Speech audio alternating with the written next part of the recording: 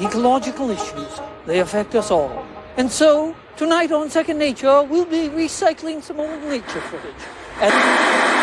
Greetings, prisoners of gravity. This is Commander Rick.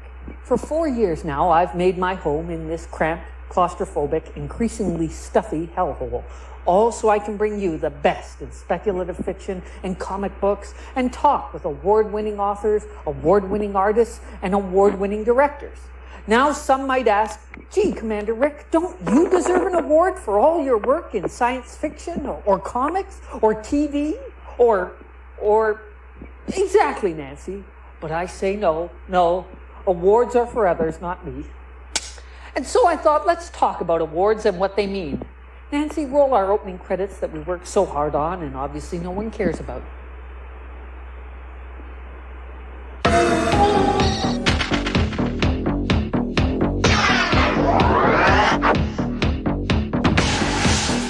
Rising anti-Semitism in Eastern Europe has voted English-only sign. 40,000 tons of armed with PCBs blew up the ozone layer today.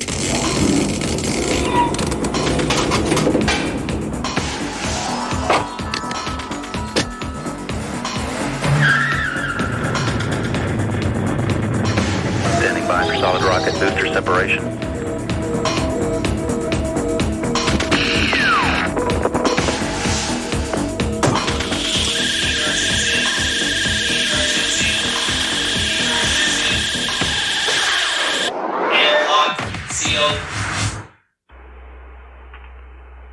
Chris, in addition to winning the 1990 Campbell Award for Best New Writer, you've also been nominated for the Hugo and the Nebula. How important are awards to a writer? The Nebulas are important because they're recognition from your own peers that you have done good work, and unusual works will often be, more difficult works will be recognized often by the Nebulas because they are an achievement in writing that writers can say, my God, this is wonderful. You know, this is a very difficult thing to do. I can't believe you pulled it off. Where an average reader may not notice and shouldn't notice the craft involved. The Hugo is very important because it's a recognition from the readership.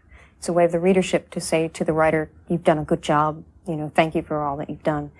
I do think readers go and they look, especially for that Hugo Award, because it is given by other readers and they know that a book that has won a Hugo Award is going to be a good read. It's going to be something that they're going to like. The Hugos, named after Hugo Gernsback, the founder, publisher, and editor of Amazing Stories, are science fiction's People's Choice Awards. The Nebulas are more like the Oscars, judged by your peers.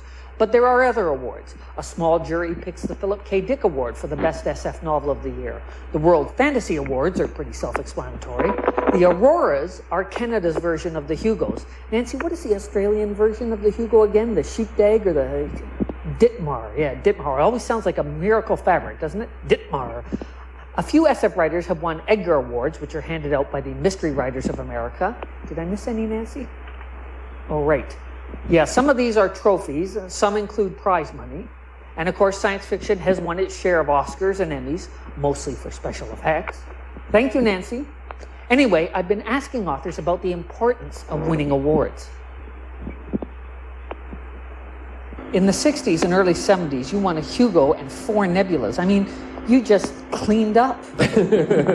What kind of impact did all of those trophies have on your career? Well, it gave me a certain kind of notice and people sort of beginning to look for the next Delaney. It was very nice and very, very warming sort of thing to happen.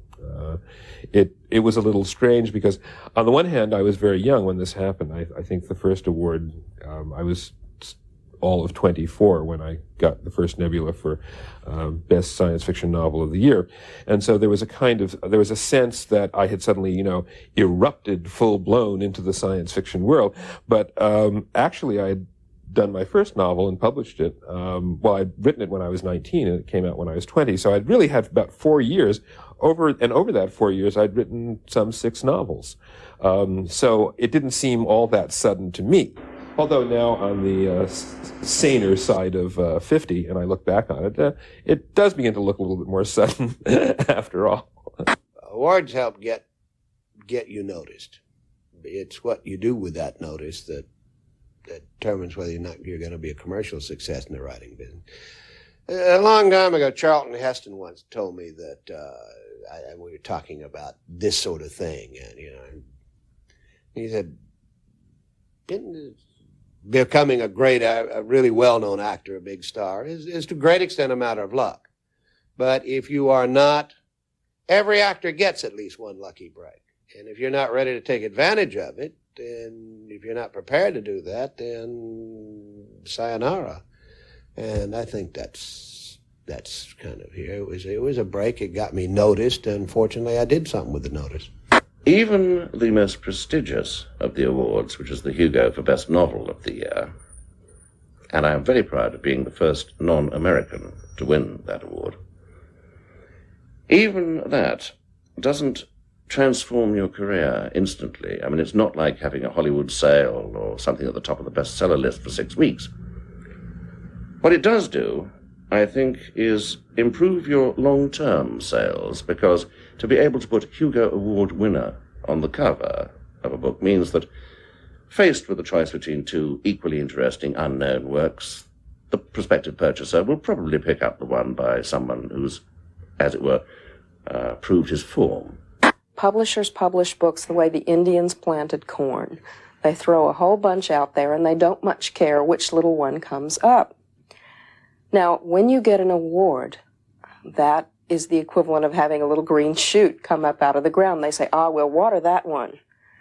It's just a sign, a promising sign that you are somehow different from the other little kernels of corn. And that's what happened. I won the Edgar for Bimbos of the Death Sun, and that led to my getting contracts for other books and led to my first hardcover. Were you surprised that you won for that book as opposed to any of your earlier mysteries? Times were changing. I thought my first 3 were very good, and they're social satires in the sort of Jane Austen vein. And I thought they were really well done. And I mentioned this to someone who had been for years in the Mystery Writers of America, and she said, "It's a lovely book. It won't even be nominated."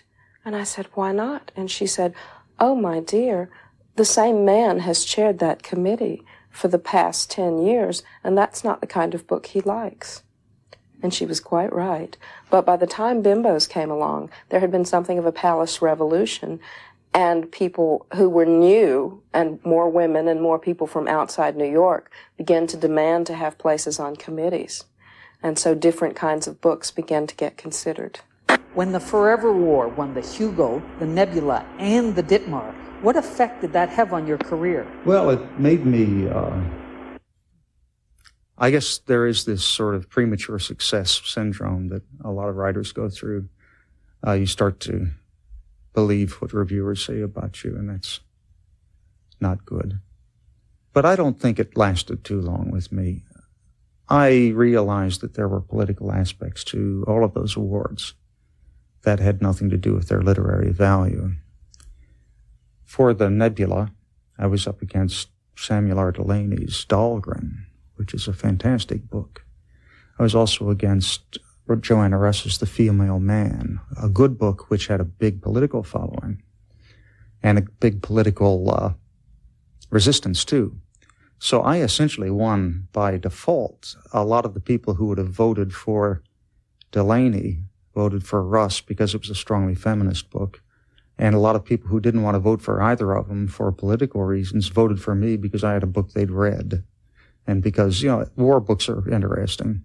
I don't kid myself about it. It had no immediate effect on my writing, but then I was writing some pseudonymous spy novels at the time just to keep groceries coming in. But then I put a novel up for auction, and it went for the largest amount that any novel in science fiction had ever gotten. And that was probably because I got the awards. What effect did that first Nebula Award have on your career? Absolutely none. I went to a convention 2 weeks after I won it, expecting at least minor kinds of recognition, and nobody seemed to be aware that I had won it. It made no difference in the sale of my next book, even though Nebula winner gets to be put on the cover. And I would suspect that a lot of people don't even remember it. If you can win a Nebula for a novel, or a Hugo for a novel, that's even better. It can have a significant impact on sales. But the short fiction awards, at least in my case, had absolutely none. Well, what was it about that story, do you think, that made it a winner? I don't know. I was kind of surprised myself. I've written stories with more exotic settings. I've written stories with more SF tropisms in them, aliens and space travel and genetic mutation. And I've written stories that seem to me to reach stylistically to more ambitious heights. I guess I would have to say that the only thing about that story that made it memorable was that the character had a genuineness that perhaps my other fiction hasn't. And I find that if it is true, I find that kind of encouraging to think that there's still a place in science fiction for the exploration of characters who are in no way remarkable, which of course was the whole point. Sally Gourley is an unremarkable waitress. History has passed her by. And I think it's very encouraging that science fiction still has a place in a small way for the ordinary person. One of the great spin-offs of the Nebulas, besides the gratification felt by the winners, is that each year the Science Fiction and Fantasy Writers of America who hand out the awards also compile an anthology of the winners with an editor's choice of runners-up. Nancy Kress's story, Out of All Them Bright Stars, can be found in Nebula Awards 21. The current editor of the Nebula anthology is James Morrow. Jim is also a Nebula winner. His short story, Bible Stories for Adults, number 17, The Deluge, picked up the prize for 1988. But he's seen the flip side of that coin as well. His novel, Only Begotten Daughter, lost out to Ursula K. Le Guin's Tahanu, The Last Book of Earthsea, a couple of years ago. But at least he was nominated. The Nebula came at a very crucial point in my own career, because I had recently lost it in the case of This Is the Way the World Ends versus Speaker for the Dead. So getting the Nebula was a crucial boost for me psychologically. And I suppose when it goes to a writer who's really well established already, it doesn't make that much of a difference. But in my case, it put me on the map, and I was invited to be like one of the earliest of the Pulp House collection contributors, and I don't think that would have happened if I hadn't won the Nebula. How big a role do you think politics plays in the Nebula selection process? That's a good question. It's darn political as far as I can tell. I don't think there's any solution to that problem. The Academy Awards are political.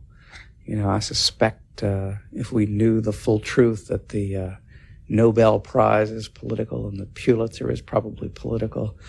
But the whole problem with the nebulas, it seems to me, is the availability of the stories and novels. Because the people who take an interest in the kind of serious literary science fiction that the Nebula presumably rewards, have enough trouble keeping up with what's in Asimov's. And so the assumption emerges that, well, that's where we're probably going to find the Nebula winners. And if not there, then FNSF. But beyond that, you might get an amazing story on the ballot, but it's not likely to win. The numbers are against it. They just don't have that many people reading amazing, and forget about some story that might be in the mainstream, but still worthy of the science fiction label. The Nobel Prize and the Pulitzer. Boy, he really had to rub my nose in it, didn't he? Politics was behind the one and only instance of a Nebula award being declined. Lisa Tuttle turned down the short story Nebula when The Bone Flute topped the ballot for 1981. Imagine, she won and didn't want the award. So that award is just gathering dust when it could be given to someone else deserving of recognition. Whoever. Why did you decline the Nebula Award for The Bone Flute? And has your protest had any effect? My protest has had no effect whatsoever, as far as I can tell. The reason I declined it was I objected to the way campaigning was done. And it didn't seem to me fair. I thought either all the voting membership should have copies of all the stories sent to them by SFWA, or no one should be allowed to get their editor or their publisher to mail out, circulate the membership, so that everyone basically had the same shot at the award, and it wasn't a matter of if you could get a hold of the particular magazine or book it was in. So because I sat down and wrote a letter objecting in the strongest possible terms to this, I thought, well, the only way I can really object, I can't just write this sort of mamby-pamby letter. I have to actually write to them and say, I object to this so much, I'm withdrawing my story from consideration. So I did this, and I mailed the letter off, and within a week of having mailed it, before the letter could even have arrived in wherever it was, Seattle or wherever I had to send it to, I was living in Devon at the time, I got a phone call from someone who I didn't know, who said, "You've won the Nebula Award, congratulations." And I said, who is this really? Because I thought it must be someone who knew I'd written this letter. "Oh, no, and we've just counted the votes, and we wanted to tell you." This was like, I don't know, a month or 6 weeks or 2 months before the actual banquet, so that I could decide to be there. Well, I'd also always thought that the rules were that nobody knew who won until it was announced. This apparently was not the case. Anyway, I said, "I'm sorry I can't win it because I've just withdrawn my story from consideration." And I then felt that I really must, although this was not a major issue to me then, and it certainly is an even less major issue to me now, I felt that having put, it's like you give your word, and then you don't just say, "Oh, well, I've won, that's different. I'll have it after all." So I said, since I've withdrawn it, regardless of the fact that it was too late to withdraw it, I'm afraid I'll just have to decline the award. Yeah, but doesn't the fact that you won sort of undercut your argument? Oh, no, it isn't the point of whether that it's wasn't saying that it's too effective. people who can send their story out have a better chance, although I think they have a better chance of being read. And I don't know why I won. I didn't even think it was, that story, here's a moral lesson for you, that story was rejected by at least 2 editors before I sold it. So what it was doing winning a Best of the Year, it seems to me rather peculiar. Unfortunately, because Lisa declined, the Bone Flute isn't in the Nebula anthology. So the only place to find it is in Lisa's 1987 collection, A Spaceship Built of Stone. It's a great book, well worth tracking down. The first Nebula Awards were given out in 1966, and the choices for Best Novel are always interesting. As Chris mentioned off the top, sometimes the award goes for "I can't believe he pulled that off." A perfect example is the winner for 1973, Rendezvous with Rama. Astronauts enter a lifeless alien spaceship, poke around, and leave. Arthur C. Clarke weaves that simple plot into a spellbinding read. And often, the Nebula winner foreshadows a new trend in SF. Ursula Le Guin's 1969 winner, The Left Hand of Darkness, marked the beginning of a lot of feminist science fiction. Joe Haldeman's The Forever War was one of the first of many stories to deal with Vietnam. And William Gibson's 1984 winner, Neuromancer, galvanized the whole cyberpunk movement. As well as the Nebula, Neuromancer scooped the Hugo and the Philip K. Dick Award. That's the triple crown of science fiction. Were you surprised by the success of Neuromancer? Well, I was surprised by the triple award win, which was just a very freaky and anomalous thing. And I did it, I thought I had a chance at winning the Philip K. Dick Award, which at that time was sort of aimed at weird SF and paperback original. Anyway, I didn't think I had much hope of the Nebula, but I was positive that it wasn't going to win the Hugo. And in fact, if the World SF Convention had been held in the United States, I don't think I would have won the Hugo. The Brits and the Australians have a very different taste, and since you have to be an attending member of the convention to vote for the Hugo, it kept a lot of American voters out of the pool. Speaking of unlikely wins, a few years back at the World Fantasy Awards, a comic book took top honors for Best Short Story. Neil Gaiman and Charles Vess's extrapolation of Shakespeare's A Midsummer Night's Dream beat out stories by Terry Bisson, Thomas Ligotti, and Elizabeth Massey. Author Harlan Ellison reports, "So infuriated were the faithful at such a choice being made, that the great gray eminences who run the fantasy con from behind their night shadow veil of secrecy have rewritten the rules so that, heaven forfend, no comic book will ever again be nominated.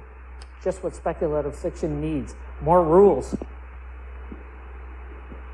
What effect have your various comic awards, the Harveys and the Eisners, plus the World Fantasy Award, had on you and on the Sandman? As far as I can tell, they had no effect whatsoever on the sales of Sandman. They have no effect whatsoever on the recognition of Sandman. But they get me really, really, really terrified when it's time to start typing again, and I look up and I see these things and they say, "You're the best writer in comics." I don't need this, guys. I don't need this. Go away. All it does is make you feel there are all these people looking over your shoulder going, "Well, he was very good last year. I wonder how he's going to be this year." How big a deal was it for you and Alan to win a special Hugo Award for Watchmen? Well, from a personal point of view, I mean, to get a Hugo Award, it's kind of like stepping up from the lowest ghetto into the slightly better ghetto. I mean, in as much as I still perceive science fiction as being thought of as a bit of an aberration, you know, and comics are an aberration even worse than that. But I think for it to be treated as it were a proper book, a proper novel, albeit a proper science fiction novel, I think is a significant advance. Personally speaking, always having been a science fiction fan, knowing some of the things that have won Hugo Awards, I mean, it means a great deal to me. The winningest author at the Hugos is Harlan Ellison. He won 3 in 1967 alone. He's also got a trophy case full of Nebulas, Edgars, Writers Guild of America awards. In fact, Harlan even garnered a Grammy nomination for his reading of his short story, Jefty is 5. Harlan's won just about every coveted prize, except Miss Congeniality. Harlan, you've won an absolute ton of awards. Boy, does that piss people off. That a jerk like that, such as I, should win so many awards. Clearly, it's not for popularity. That's got to be the quality of the work. It makes them crazy. Well, my favorite of your award winners is Jefty is 5. Does that story still work for you? Has it stood the test of time? Has it stood the test of time? Yeah. As I read it, I go back and I reread my stuff every once in a while, and most of the time, I'm reading something by someone I said, gee, you know, what a stupid story, or gee, what a great story. It's as if someone else did it. I mean, automatic writing, one of those things. I go back and read Jefty, and I cry. I cry for that poor child, and I cry for myself, because it's my past, and it's everyone's past. And what that story says is, yeah, it's really good to listen to Lyle Lovett, and it's really good to listen to Michael Jackson if you like Michael Jackson, or to listen to the B-52s if you like the B-52s. But folks, Johann Sebastian Bach wrote music, Berlioz wrote music, Glenn Miller wrote music, and you must not destroy the past just to let the present, with its economic importunings, savage those wonderful things. You don't tear down a beautiful Art Deco building to build a bloody parking lot for cars. You don't do it. You don't destroy the atmosphere to give a few people jobs. That isn't sane. And that's what that story is about. Jefty is 5 was your 5th Hugo Award-winning story. For someone who's won so many Hugos, you've been awfully critical of them. Well, the Hugos are... You see, the wonderful part about this is all the things that we would say in private, guys like me are not allowed to say on a camera. I basically don't give a shit, and I'll say them. I think awards are bullshit. I think awards are detrimental to the writers. I think for the most part they are select, with the exception of the Writers Guild Awards, which are picked solely and totally on the basis of the material. They don't even know who wrote them. They're blind scripts. You don't know who wrote them. So when you win one, you have won something because of the basis of the work. You win a Hugo, you win a Nebula, you win a Horror Writers Award, you win an Edgar. I've won all of them in multiple, for God's sakes. What you're getting are popularity awards. If you were a good boy that year, if you were published in the right place, if the right people read it, if stories that were 5 times better than yours were published in places where no one saw, then you get an award. They are meaningless. They had value years ago.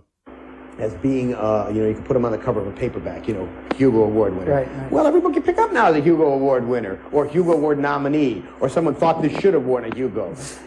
They don't mean squat. The minute you start thinking that because you won an award, you're a terrific writer, you're dead. The loss of innocence is the worst thing that happens to a writer. It happened to Scott Fitzgerald. It happens to many writers. They suddenly begin looking over their shoulder saying, ooh, I'm hot. I'm an important writer. I must now write something great. When you set out to write something great, you write not the great American novel. What you write is turkey droppings. So awards are nice. I win them now, when I win them, only to thumb my nose at those who say I'm too old to win them, or that I'm too mean to win them, or I don't deserve to win them. There's this wonderful scene in a movie called Unforgiven. Brilliant film. One of the best films I've ever seen, and may well be one of the best films of the year, maybe an Academy Award winner. Who knows what else is going to come out this year. But there is a scene in which Clint Eastwood, who is, for various reasons, is standing over Gene Hackman with a double-barreled shotgun in his hand. And Hackman looks up at him from the floor, and he's a lawman. Named Little Bill, and he says, "I don't deserve to die like this. I'm building a house." And Eastwood looks down at him and says, "Deserve don't mean shit," and blows his face off. It's one of the really great solipsistic lines of all time. I mean, it is pure Sartre. Deserve don't mean shit. You look at Dostoevsky, apart from being an epileptic, he borrowed money from his friends, never paid them back, deserted his wife and children, who was a gambler, who was an unregenerate slob. Great writer. Deserve don't mean shit. It doesn't, whether you deserve to win an award or not, has nothing to do with the quality of the work. And work that I have done has never won awards, and work that I think it's okay, like A Boy and His Dog. I like A Boy and His Dog. It's a nice story. I never would have given it an award. The fact that it's so damn famous, I think, is silly. There are stories that are much better than that. A story I wrote called Grail, I think, is better. The Man Who Rode Christopher Columbus Ashore. I've been working on that since 1978. This is 1992. It took me that long to be smart enough to know how to write that damn story. I think it's one of the best stories I ever wrote in my life. Who knows whether it'll win an award? We shall see. Maybe I need to be more like Harlan. Awards are a heap of horse pucks. People who win awards are toadying greasy weasels. The fix is in. It's all a... What? Facts. Congratulations, Commander. What's this, Ed McMahon again? You have won the 1992 Aurora Award for Best Work in English Other. What? I'm the best other? Who picked up the award? Yvonne Penny. Thanks, Yvonne. Oh, here comes. Look, Nancy. Look, I won an award. Yeah, okay. Oh, I'm sorry. So we won. This is so, it's so. I think awards are bullshit. I think awards are bullshit. I think awards are bullshit. I don't care. I won it. Sorry, we won it. We, me and Nance and my friends in control who helped keep me going. Thanks. Thanks to everyone who voted for us and watches us and supports us. You like me. You really like me. It's a 44 Magnum. Until next week, I'm Enrico Groove.